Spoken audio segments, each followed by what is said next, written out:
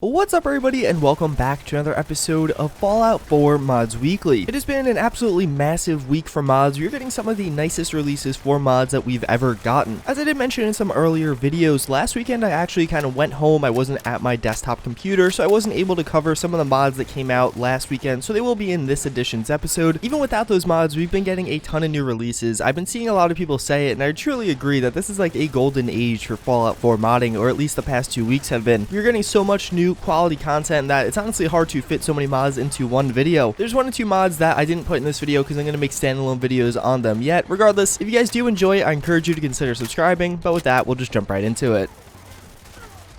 Up first, we do have remote explosives. This is a new mod, one that was pretty anticipated. I was covering it for a few weeks prior to its release. What it's going to add in is 3 new remotely detonated explosives, that being C4, an IED, as well as a pulse charge. The way this all works is basically you throw down one of the different explosives like it's a mine, but then you do have a detonator, which is a weapon that you can equip. That's where the really cool part of this mod comes in. You can throw down any mix mash of these different explosives, so let's say 30 C4, 10 IEDs, and then go run a pretty far distance away. The detonator does have a really far range in my experience, and then detonate it. In addition to that, you can reverse pickpocket different explosives onto enemies, then kind of walk away, wait for them to walk into a group of people, and then blow them. This mod is without a doubt extremely cool and a ton of fun to use. Then we do have a new power armor by Edible Grenade 12 or Sovereign Walrus, and that's going to be the Tribal Power Armor. This is one of those power armors that we did see in a previous Fallout game, actually the DLC for Fallout 3, that being the Pit DLC. It added in this T-45 inspired power armor, kind of having a tribal or raider theme to it. I also do want to say, in addition to the power armor looking really cool, it actually is integrated into the game in a really cool way. You're going to basically find this on different groups of the Pit Raiders that were placed into Fallout 4. I don't want to spoil too much because I think it'll be really cool to install this and then find it naturally in a save game. But regardless, again, the power armor is very high quality. It's a relatively smaller power armor mod. It does feature a custom jetpack, but otherwise it is just the armor itself. But without a doubt, a pretty special one, bringing back a lot of nostalgia for many.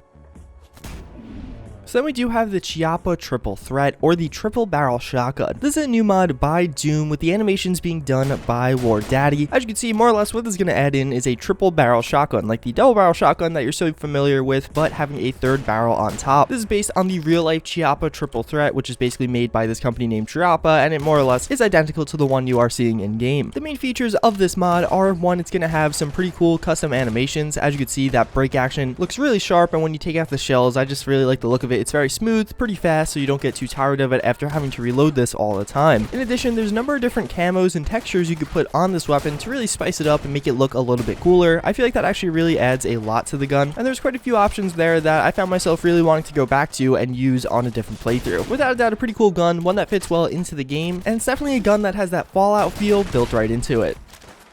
Then we do have ELI'S Armor Compendium. This is a very anticipated new mod by Eleanora, adding in over 50 new armors and 20 new accessories into the game. This is a huge mod, more or less adds in, again, a ton of new armor. So you're going to see these on different characters. All these are unisex, meaning they'll work on both female or male characters, and all of them are very lore friendly. You're not going to be like, whoa, this totally is from a mod. When you're actually using this, playing through the game, they're going to look very nicely meshed into the rest of the world, and they fit pretty well with some of the other armors. And in addition, there's a bunch of different color options here, so there's even a little bit more variety than that. The way we're going to get this armor is by going to this new shop right outside of Diamond City. It's going to be called ELI'S Shop. This is a really cool and nicely laid out shop, having a lot of themes about Eleanora herself, and inside it actually does sell basically all the different armors you can find in this mod. But I feel like the part of this mod that's actually a little bit cooler than that is it integrates into the level list of the Minutemen, the Institute, the Railroad, and the Settlers. So all these new cool armors you do see right now are going to start spawning on a ton of these different NPCs as you do interact with them. We have very few mods that actually do that. The only other one I can think of right now is the Merc Pack, changing the way gunners do look in the game, and actually the B-35C does it for the Brotherhood of Steel, so this actually gives you a pretty complete view. You can almost change the looks of every single faction by just installing these 3 mods. Again, I think this is a huge change and something I'm really happy to see being done, especially because so many of these armors do feel so natural in Fallout 4. They don't stand out, and it really just makes the game look a little bit more fresh and not augmented in any way.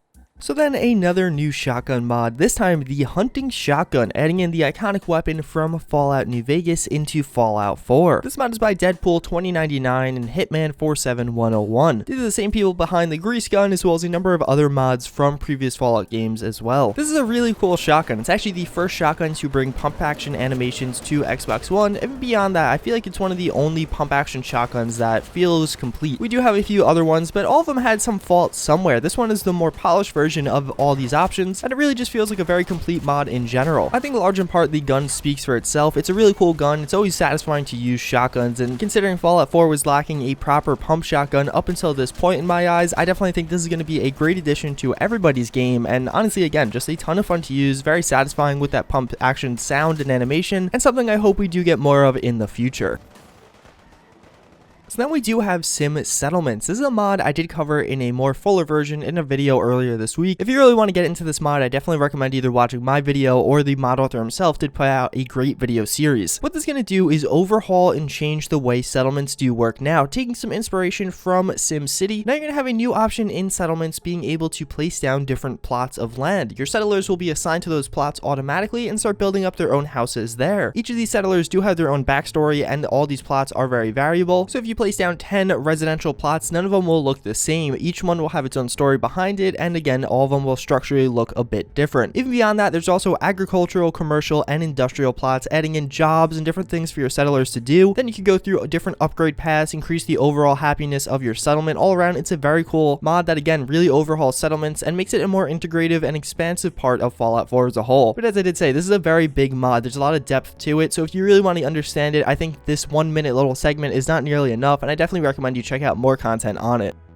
So then we do have the CBJ-MS personal defense weapon. This is another new mod by Doom with the animations being by War Daddy. This was released in tandem with the triple barrel shotgun that I did show you a little bit earlier. As you can see, it's going to add in this really cool weapon that is basically a little machine pistol, or rather more specifically a PDW. This gun is fun to use when you're running around with this thing shooting enemies from close up and kind of mowing people down. That's something I haven't experienced too much of in Fallout 4, predominantly because we don't have too many SMGs, machine pistols, PDWs, whatever you want to call them, the shorter range, smaller, and higher rate of fire guns. It's just a category of mods that hasn't been fleshed out all that much. I think this mod in particular is a great addition to that category. It is again a ton of fun to use. There's a few different options you can do with customization. You can change through a few different scopes as well as some different magazines, and as you do see, I am using a few different paint jobs. I think there's about 10 different paint jobs you do have to choose from. There's actually a special legendary version of this weapon called the nail gun that actually shoots nails. That's the yellow version I am using in this. It also does much more damage to crippling different limbs. All around, this is a very cool mod. It's again a ton of fun to use, and Doom has been so renowned with making high quality mods. I'm excited to see him getting back into things, and I definitely think this one is going to be worth a download.